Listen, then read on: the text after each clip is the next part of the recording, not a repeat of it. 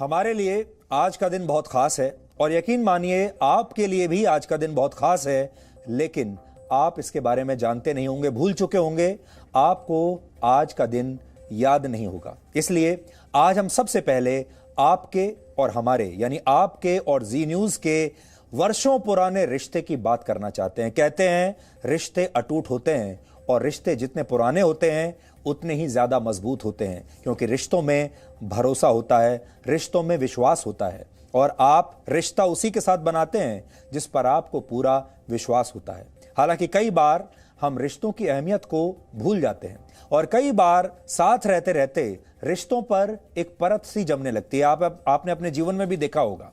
इसलिए हमें रिश्तों को मजबूत बनाने के लिए निरंतर प्रयास करते रहने चाहिए। आज हम आपको 26 साल पुराने उसी रिश्ते की याद दिलाना चाहते हैं और यह रिश्ता है आपके और जी न्यूज के बीच का रिश्ता।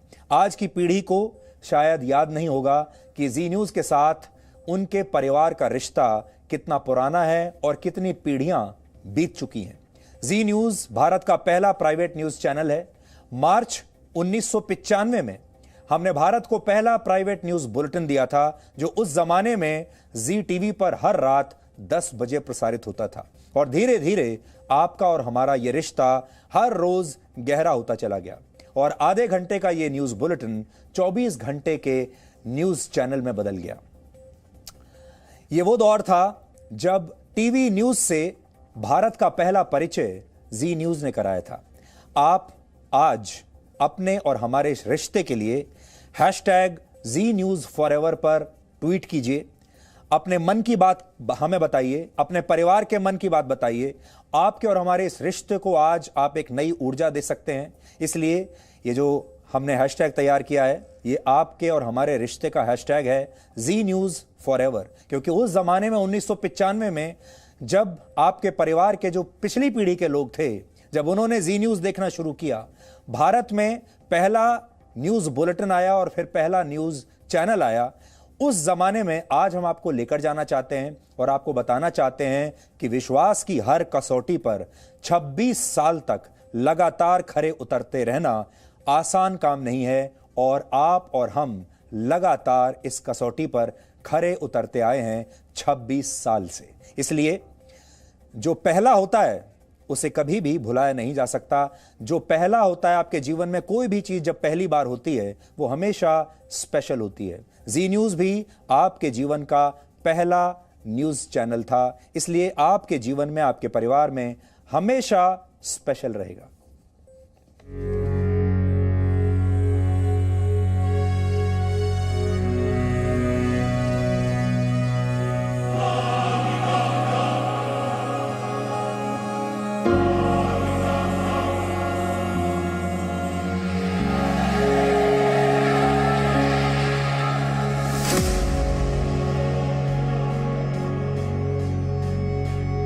Good evening and welcome to Z News Bulletin.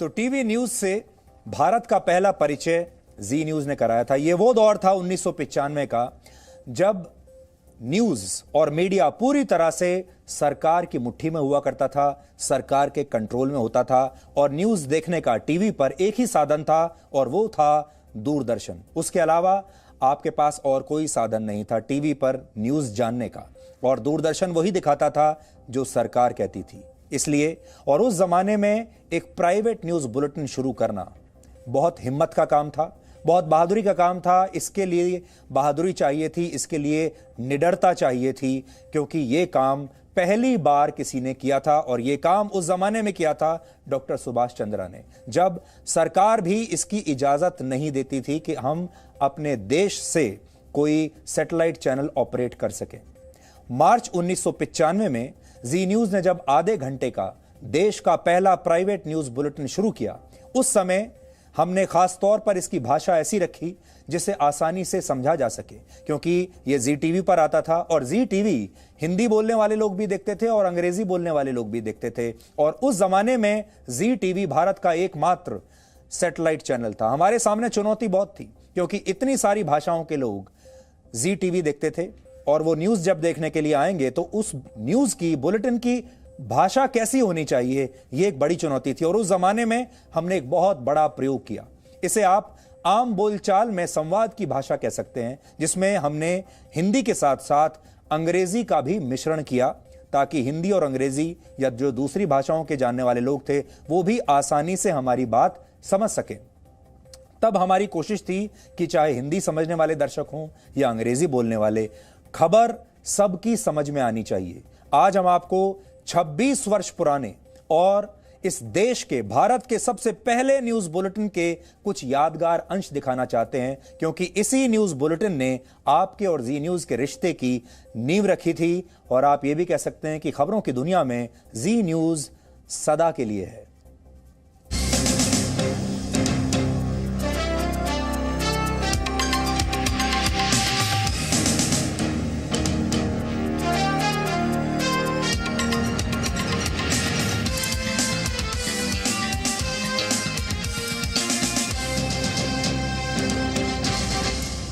Good evening and welcome to Z News Bulletin.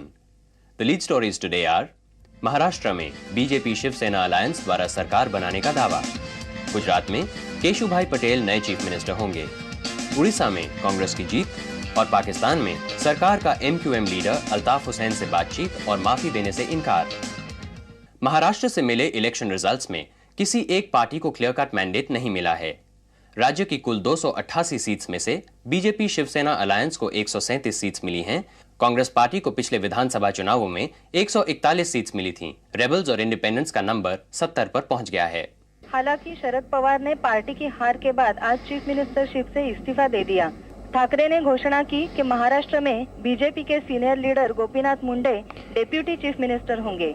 Vaijayanti Kulkarni reporting from Bombay for Zee news.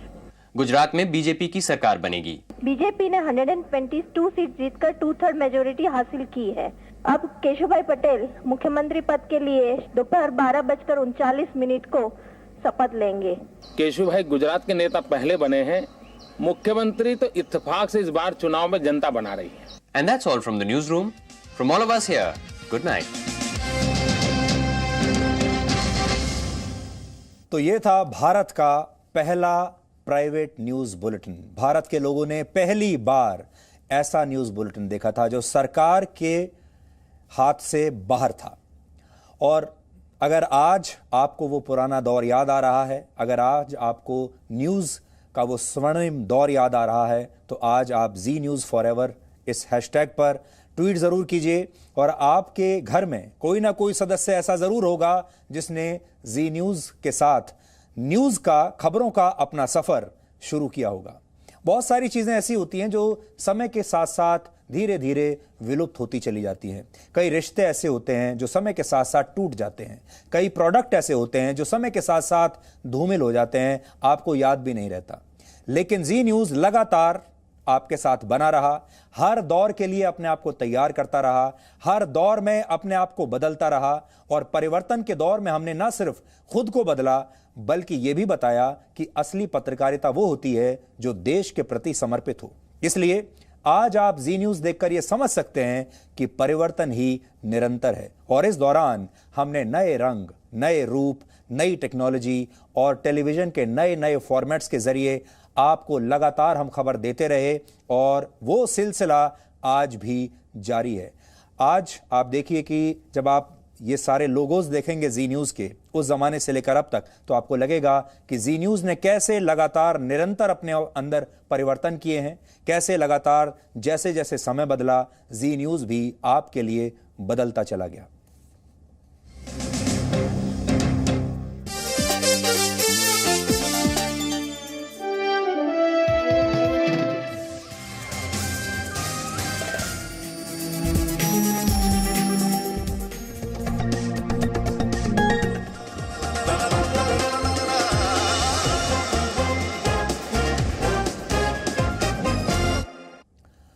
और आज जब आप अपनी स्क्रीन देख रहे हैं तो आपकी स्क्रीन के कोने पर जहां जी न्यूज का लोगो आता है, आज हमने उसे भी बदल दिया है। आप देख रहे होंगे कि आज जी न्यूज 26 साल का स्पेशल लोगो आज आपके सामने है, जिससे आपको यह पता चले कि आपके और हमारे इस रिश्ते को 26 साल बीत चुके हैं और कई बार तो ऐसा लगता है जैसे कल की बात हो। 26 साल कैसे बीत गए शायद पता ही नहीं चला। आपके और जी न्यूज के इस 26 वर्ष पुराने रिश्ते में बहुत सारे पड़ाव आए हैं और जब 1995 में हमने पहला न्यूज बुलेटिन लॉन्च किया था, जब इसकी नींव पड़ी थी, तब 2 और 3 जुलाई की रात दिल्ली में कुछ ऐसा हुआ था जो उस वर्ष 1995 की सबसे बड़ी अपराध की घटना थी। पूरा देश उस कहानी के बाद, उस घटना के बाद हैरान हो गया था और पूरे देश को यह लगता था कि यह हुआ क्या। और यह जो घटना है अपराध की, यह सबसे पहले उस जमाने में जी न्यूज ने पूरे भारत को दिखाई थी। तब 2 और 3 जुलाई की रात दिल्ली में कांग्रेस के एक नेता सुशील शर्मा ने एक महिला नैना साहनी की हत्या करके उसके शव को काटकर तंदूर में जला दिया था। उस समय इसका नाम तंदूर कांड दिया गया था। उस 1995 की सबसे बड़ी अपराध की घटना थी। जी न्यूज के माध्यम से देश ने इस खबर को पहली बार टेलीविजन पर देखा और नैना साहनी को इंसाफ दिलाने की आवाज तब हमने उस जमाने में जी न्यूज पर उठाई थी। नैना साहनी का मामला निचली अदालत से सुप्रीम कोर्ट तक पहुंचा था और सुशील शर्मा को सेशंस कोर्ट और हाई कोर्ट से फांसी की सजा हुई और बाद में सुप्रीम कोर्ट ने उसे उम्र कैद में बदल दिया था। हालांकि 2018 में दिल्ली हाई कोर्ट ने सुशील शर्मा को रिहा करने का आदेश दिया क्योंकि वो 23 साल जेल में बिता चुका था। लेकिन उस जमाने में जब यह घटना हुई थी, तब आज आपको जी न्यूज की उस समय की कवरेज देखनी चाहिए। तब देश में टेलीविजन अपने बिल्कुल शुरुआती अवस्था में था, जैसा मैंने आपको बताया, और टीवी पर न्यूज के जो रिपोर्टर्स थे वो बहुत गिने चुने थे। लोग अभी सीख ही रहे थे कि टेलीविजन पर न्यूज का प्रसारण कैसे होता है। इसलिए आज आप देखिए 1995 की सबसे बड़ी अपराध की घटना। पिछले दिनों दिल्ली में कांग्रेस के एक वर्कर नैना साहनी की जिस तरह से हत्या की गई और बाद में उनकी लाश को जलाने की कोशिश की गई, इससे लोगों का दिल दहल उठा है। एक युवती की अधजली लाश ने पूरे शहर में सनसनी फैला दी। 27-28 साल की इस युवती के हाथ पैर कटे हुए थे और उसकी लाश को देर रात तंदूर में डालकर जलाया जा रहा था। तफ्तीश के बाद दिल्ली के पुलिस कमिश्नर ने इस बात को कंफर्म कर दिया कि ये लाश नैना साहनी की ही है। बेंगलौर से सुशील को दिल्ली लाया गया और मेट्रोपॉलिटन मजिस्ट्रेट ने 12 जुलाई को उसे 10 दिन की पुलिस रिमांड पर भेज दिया। मेरे साथ में जो भी इन्वॉल्व किए गए हैं, जयप्रकाश, राम प्रकाश, केशव, ये सब इनोसेंट है। और इवन डीके राव से भी मैं, DK Rao is not also well known to me. मगर इस बर्बर हत्याकांड के बाद पॉलिटिक्स पर छाए सेक्स, पैसे और गुंडागर्दी के दुष्चक्र के खिलाफ यदि जंग शुरू हो सकी तो शायद नैना साहनी की आत्मा को कुछ शांति जरूर मिलेगी।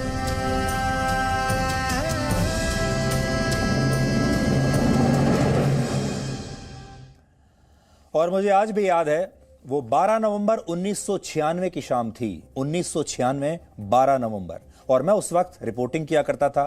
दिन भर की रिपोर्टिंग के बाद जी न्यूज दफ्तर लौटा और अचानक एक न्यूज एजेंसी ने यह खबर दी कि हरियाणा के चरखी दादरी के पास आसमान में 2 विमान टकरा गए हैं।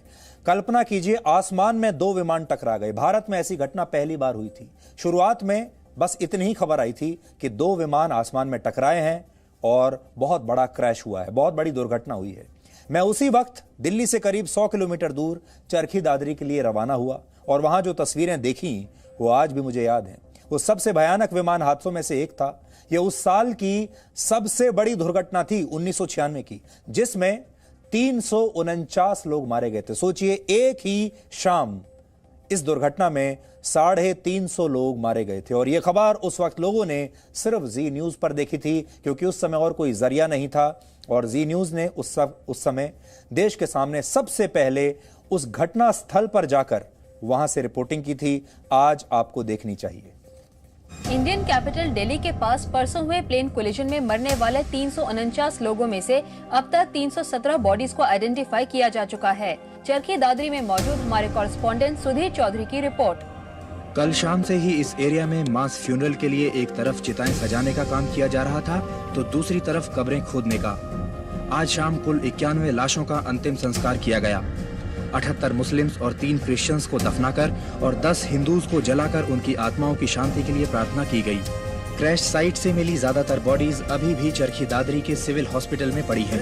लखनऊ से आए मुशीर ने अपने बड़े भाई और जवान भतीजे की लाशों को शरीर के निशान देखकर पहचाना। हमने उसी को हाथ लगाया, हमने अपने भाई को देखा और फिर भतीजों को हमने देखा, उसके कागज निकाले। 350 लोगों की जान लेकर इस क्रैश ने इंडियन सिविल एविएशन के ट्रैक रिकॉर्ड पर एक क्वेश्चन मार्क लगा दिया है और वर्ल्ड मार्केट में अपनी साख कायम करने के लिए इंडियन गवर्नमेंट को न केवल इस क्रैश की एक सीरियस इंक्वायरी करानी होगी, बल्कि देश में सिविल एविएशन के स्टैंडर्ड को सुधारने के लिए भी कुछ नए कदम उठाने होंगे। सुधीर चौधरी, जी न्यूज, चरखी दादरी।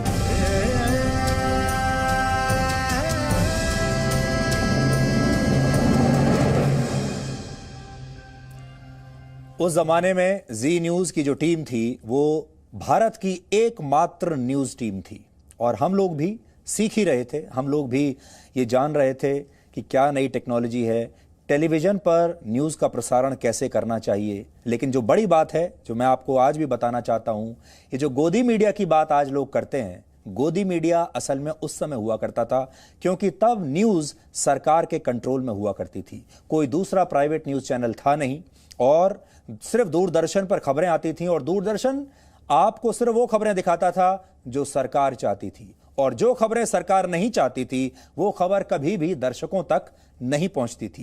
पहली बार जब जी न्यूज़ आया उसके बाद वो खबरें भी बाहर पहुंचने लगी जो सरकार नहीं चाहती थी। उस जमाने में जी न्यूज़ देश का, भारत का सबसे बड़ा मंच बन गया जिस मंच से विचारधाराएं तय होती थी। अब हम आपको उस जमाने की याद दिलाना चाहते हैं जब देश में स्वतंत्र पत्रकारिता होती ही नहीं थी। वो गोदी मीडिया का जमाना था, असली गोदी मीडिया। जब असली गोदी मीडिया हुआ करता था तब नए नए लोग उभर रहे थे, नए नए नेता जो बोलना चाहते थे लेकिन उनकी कोई बात नहीं सुनता था। उन्हें ऐसे नेताओं को जी न्यूज़ ने मंच दिया। उनसे वैसे ही सवाल भी पूछे जाते थे। उस जमाने में जी न्यूज़ के मंच पर बड़े बड़े लोग आते थे और जी न्यूज़ पर उनसे खुलकर सारे सवाल पूछे जाते थे, चाहे वो पूर्व प्रधानमंत्री मनमोहन सिंह हो या फिर अटल बिहारी वाजपेयी हो, पूर्व राष्ट्रपति प्रणब मुखर्जी हो या फिर आज के प्रधानमंत्री नरेंद्र मोदी हो। ये सारे लोग जी न्यूज़ के इसी स्टूडियो में, जहां आज मैं खड़ा होकर आज आपसे बात कर रहा हूं, यहां आया करते थे इस स्टूडियो में और इस मंच से देश के सामने अपनी बात रखा करते थे। पूर्व प्रधानमंत्री चंद्रशेखर तो उस जमाने में जी न्यूज़ पर एक खास शो किया करते थे, यानी वो शो को एंकर करते थे, वो हमारे एंकर थे। और जब पूर्व प्रधानमंत्री चंद्रशेखर ने जी न्यूज़ पर शो करना शुरू किया, उस शो का नाम था दिशा संवाद और उसमें वो उस जमाने के बड़े बड़े नेताओं का इंटरव्यू किया करते थे। ये पहली बार था जब भारत के लोगों ने एक पूर्व प्रधानमंत्री को किसी चैनल पर एक शो होस्ट करते हुए देखा। तो चाहे विचारधारा हो या उस वक्त की ब्रेकिंग न्यूज़ हो, वो सब जी न्यूज़ आपको दिखाया करता था बिना किसी दबाव के, उसी बहादुरी के साथ और उसी विचारधारा के साथ जो आज आपको दिखती है। आज उसकी एक झलक आपको दिखाते हैं। दुनिया का कोई मुल्क ऐसा नहीं है जहां कीमतें नहीं बढ़ती आजकल, लेकिन मैं ये ज़रूर कहूँगा कि जिस रफ्तार से कीमतें बढ़ रही थी 1991 में, उसमें धीरे धीरे कमी हुई। कीमतों पे अगर आप कंट्रोल करना चाहते हैं देश में बेकारी बेरोजगारी को बढ़ा करके, तो ऐसी कीमतों में संतुलन जो आएगा वो देश की जनता को पसंद नहीं होगा।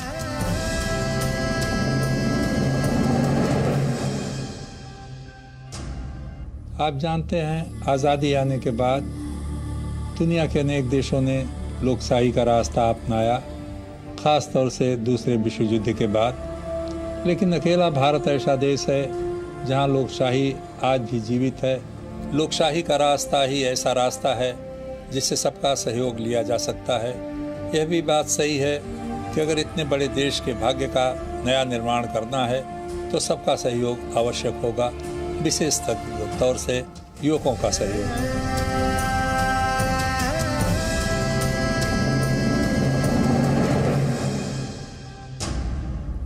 अच्छी शासन प्रणाली तभी स्थापित हो सकती है जब किसी को जिम्मेदार ठहराया जाए अपने कार्य पद्धति के लिए। जनप्रतिनिधियों को प्रत्येक 5 वर्ष तो आम मत फिर से पाने के लिए आम नागरिक के पास जाना पड़ता है, पर उसकी भी जब वो मंत्री है या शासन में है तो अकाउंटेबिलिटी होनी चाहिए।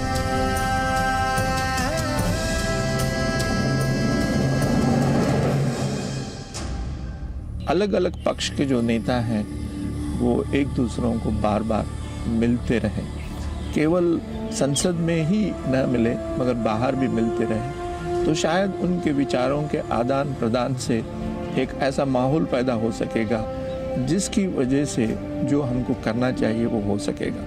हमको तो करना चाहिए दूरदृष्टि से कोई ऐसी नीति बनाने का काम जो सिर्फ 5 साल के लिए नहीं मगर 20 साल के 50 साल के तक भी उपयोग में आ जाए।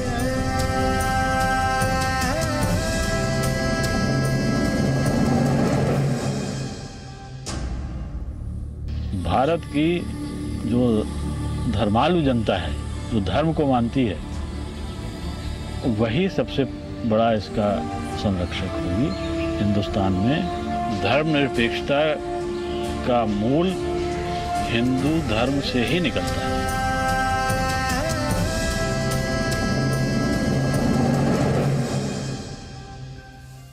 तो आपने देखा उस जमाने में देश के जो सबसे बड़े नेता थे, जो देश का नेतृत्व कर रहे थे, उनका मनपसंद जो मंच था अपनी बात कहने का, वो यही आपका मन पसंदीदा चैनल जी न्यूज़ था।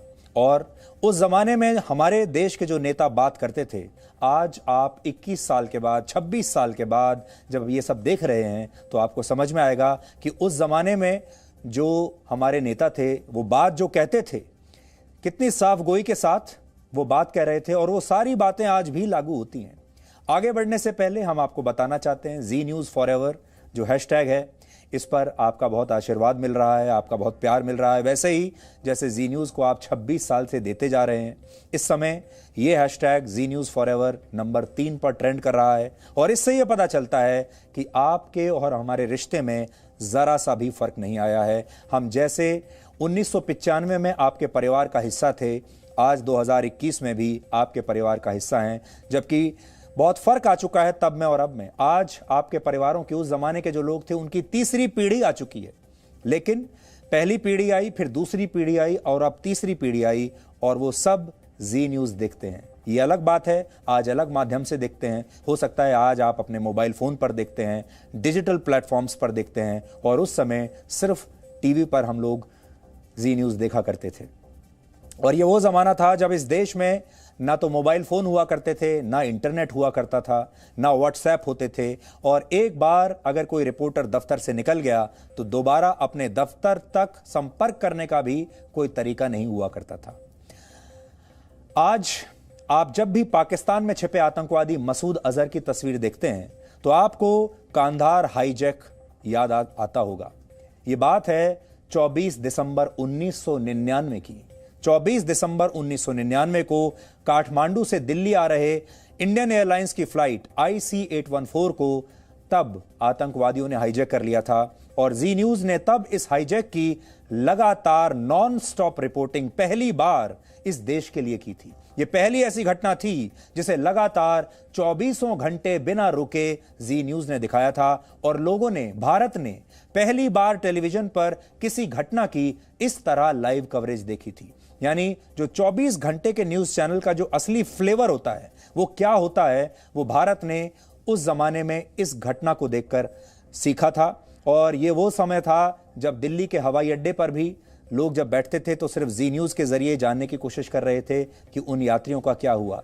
देश के बाजारों में जी न्यूज़ चल रहा था, घरों में जी न्यूज़ चल रहा था, हर जगह लोगों के पास सिर्फ एक ही सोर्स होता था टीवी न्यूज़ पर इसके लाइव कवरेज देखने का, और वो था जी न्यूज़। यहां तक कि पाकिस्तान और अफगानिस्तान में भी लोग इस खबर को सिर्फ जी न्यूज़ के जरिए देख रहे थे, और ये हमें भी उस समय पता नहीं था, लेकिन उस समय जो आतंकवादी थे, जो कांधार में बैठे हुए थे, वो भी जी न्यूज़ देखकर ये पता लगा रहे थे कि यहां भारत में चल क्या रहा है।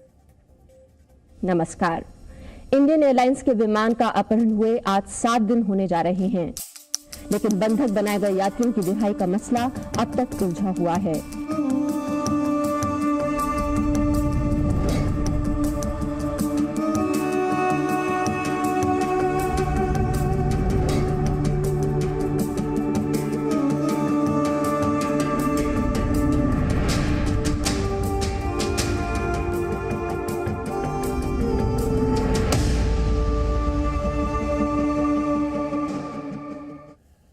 1999 बहुत महत्वपूर्ण वर्ष था भारत के लिए और न्यूज के लिए, और उस समय जी न्यूज ने सबसे महत्वपूर्ण भूमिका निभाई थी। कांधार हाईजैक की लगातार आपको हमने कवरेज दिखाई, लेकिन उसी साल मई 1999 में भारत और पाकिस्तान के बीच कारगिल युद्ध हुआ था। भारत के लोगों ने पहली बार टेलीविजन पर कोई युद्ध देखा था, और उस युद्ध के मैदान में उस समय जी न्यूज हमेशा की तरह सबसे आगे था। यह लड़ाई करीब 3 महीने तक चली थी, और भारत ने जी न्यूज के जरिए इस युद्ध को ऐसे देखा जैसे भारत के लोग शायद सीमा रेखा पर कारगिल में ही अपनी आंखों के सामने बैठकर इस युद्ध को देख रहे हैं। आज आप उसकी भी झलक देखिए जब भारत ने पहली बार टीवी पर किसी युद्ध को देखा, और वो चैनल था जी न्यूज।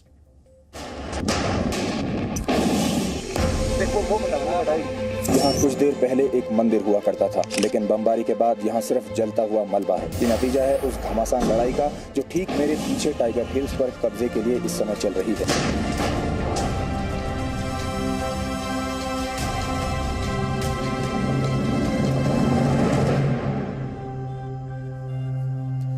वर्ष 1999 में भारत में लोकसभा चुनाव हुए थे, और उस वक्त सोनिया गांधी पहली बार सक्रिय राजनीति में आई थी, और सोनिया गांधी पहली बार कांग्रेस पार्टी की अध्यक्ष बनी थी।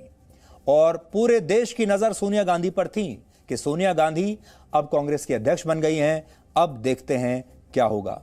और तब मैंने उनसे सीधे सवाल पूछे थे, और उस समय चुनाव से ठीक पहले मैंने उनसे पूछा कि ओपिनियन पोल में बीजेपी आगे दिख रही है, कांग्रेस पीछे दिख रही है। और इस पर उस जमाने में सोनिया गांधी ने क्या जवाब दिया था, आज आपको सुनना चाहिए। Ma'am, now everybody, all the opinion polls have said that the BJP is going to win. Yes. Do you trust, or how do you see? No, I don't trust those opinion polls. As I've said the other day, there have been opinion polls earlier which gave the complete wrong picture of the situation. And we have a very clear example in Madhya Pradesh. Last time they had predicted that Madhya Pradesh would lose. Madhya Pradesh won. But how do you see Congress party's chance this time? I am very optimistic. Wherever I have been, I've noticed great enthusiasm amongst our workers, and I don't see any problem.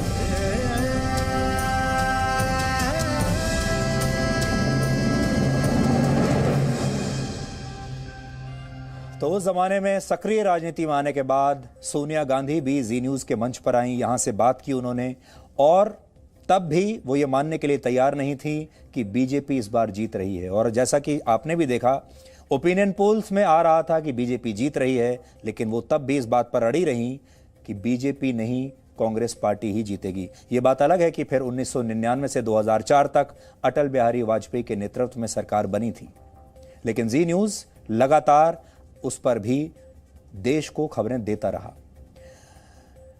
जैसा हमने शुरुआत में आपको बताया था, उस जमाने में बहुत ऐसे युवा नेता थे, बहुत ऐसी युवा आवाजें थी जिन्हें कोई मंच नहीं मिलता था, और वो बहुत टैलेंटेड थे। वो भी देश के लिए कुछ करना चाहते थे, लेकिन उन्हें मंच नहीं मिल रहा था। ऐसे तमाम नए युवा नेताओं को जी न्यूज ने एक बहुत बड़ा मंच दिया। उनमें से आज बहुत सारे नेता तो ऐसे हैं जो आज बहुत बड़े नेता बन चुके हैं, लेकिन तब इतने बड़े नहीं थे। ममता बनर्जी, पश्चिम बंगाल की मुख्यमंत्री, आजकल खबरों में है क्योंकि पश्चिम बंगाल में विधानसभा चुनाव होने वाले हैं। लेकिन हम आज आपको बताना चाहते हैं कि ममता बनर्जी को वर्ष 2000 में जी न्यूज ने ही बहुत बड़ा मंच दिया था, और उसके बाद से ही भारतीय राजनीति की जमीन पर ममता बनर्जी ने धीरे धीरे अपने जड़ों को मजबूत किया, और पिछले 10 वर्षों से वो पश्चिम बंगाल के मुख्यमंत्री हैं। लेकिन वर्ष 2000 में, आज से 21 साल पहले, ममता बनर्जी की क्या राय थी, उनकी क्या विचारधारा थी, वो जी न्यूज पर आकर बोली थी जब, आज आपको सुनना चाहिए। राजनीतिक हिंसा में पश्चिम बंगाल 1 नंबर में है। अभी हमारा बंगाल में कोई जात पात का कोई परिस्थिति, जात पात का लड़ाई नहीं है, जाति दंगा नहीं होता है। लेकिन हमारे उधर में जो लड़ाई है वो राजनीतिक लड़ाई हो रहा है इसी के लिए कि सीपीएम कभी नहीं चाहता है कि वो पावर से जाए, इसी के लिए उसको वो डरते हैं, और जो डरते हैं वो डरने के लिए, डराने के लिए वो मरते हैं। ये ठीक नहीं है।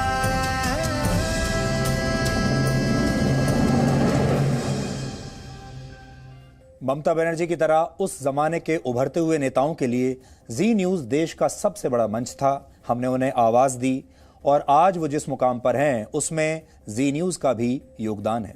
जी न्यूज के 26 वर्षों के इस सफर की अनगिनत कहानियां हमारे पास हैं और हमारे इस न्यूज रूम ने, उस जमाने की हमारी न्यूज टीम ने अपनी आंखों से ऐसी ऐसी चीजें देखी हैं, ऐसे ऐतिहासिक पलों के हम गवा रहे हैं कि शायद जब आप हमारी कहानियां कभी सुनेंगे तो आप भी हैरान रह जाएंगे।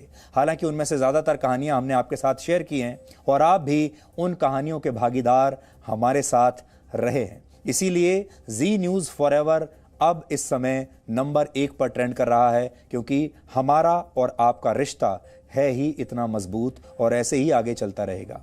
अभी हमने शुरुआत के जो 5 साल थे हमारे 1995 से लेकर वर्ष 2000 तक का सफर आज आपके साथ शेयर किया है। इस सफर की कुछ और कहानियां हम कल भी आपके लिए लेकर आएंगे, लेकिन जैसा कि हमने आपको शुरुआत में आज बताया, आप अपनी स्क्रीन के कोने में आज जो देख रहे हैं जी न्यूज के लोगों में आज आपको कुछ बदलाव दिखाई देगा। उसमें आपको जी न्यूज के 26 साल दिखाई दे रहे होंगे। आने वाले समय में आपको एक ही बात याद रखनी है, जी न्यूज इस देश का सबसे पुराना और देश का पहला प्राइवेट न्यूज चैनल है। हमने इतिहास रचा है, हम तब भी थे, हम और आप तब भी थे, हम और आप आज भी हैं और हम हमेशा रहेंगे। बस ये दुआ करते हैं कि आपका और हमारा ये रिश्ता ऐसे ही कायम रहे। 26 साल का ये जो रिश्ता है ये खरे सोने की तरह है।